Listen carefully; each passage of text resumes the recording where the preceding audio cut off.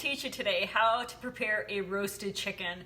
A lot of people really enjoy it, but they're kind of intimidated by it. So do you ever find yourself picking up a rotisserie chicken at the grocery store for dinner? It's easy, it's quick, but you know what? You're spending way too much money. You can get a lot more meat and a lot more potential meals in the future from the one chicken. So I always like to use I use these vinyl first aid gloves when I'm working with raw chicken like this. So anyway, get a big one. Get the biggest one you can find. I really am preferable to getting organic chickens. I think they're a lot cleaner, and so I like to splurge and get a little bit of a nicer chicken to start. I know I could have had this all opened up out of the bag, but you know what? A lot of the reasons why people are afraid to make a raw chicken is because they don't even know what to do with this stage. So just gonna go ahead and pierce it with a knife, take it off, and I like to work in a bowl because, you know, if there's any bacteria in the sink or even on the chicken, I don't want to spread that around.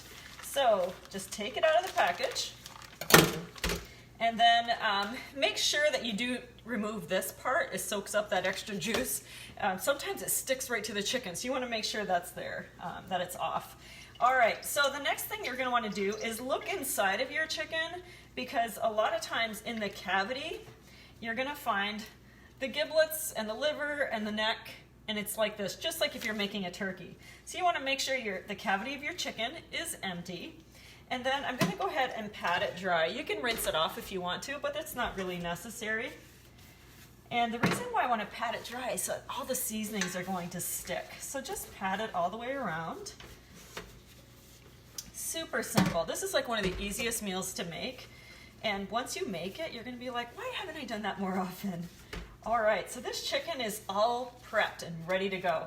I'm going to use my deep covered baker. If you have a rock crock, you can use that, and you don't need to add anything to the rock crock. Just put it in there. You don't have to oil it or anything. Just pick up your chicken, set it in the rock crock, and get rid of the gloves. Now let me move this so you can see a little bit better. So now we're going to just season it up. So I'm going to take some olive oil, and you want about a tablespoon or so. Just put it on there, and just take a brush it all on. See, nothing hard yet, right? I have a friend who just had surgery, so I'm bringing her a roasted chicken for dinner tonight. And you've got the seasoning. So all this is, I'm gonna post the recipe. It's flour, paprika, salt, pepper, some thyme, and garlic powder. So you're just gonna sprinkle it on top. And this is actually, you can cook this in the microwave or in the oven. I'm gonna do it in the oven today.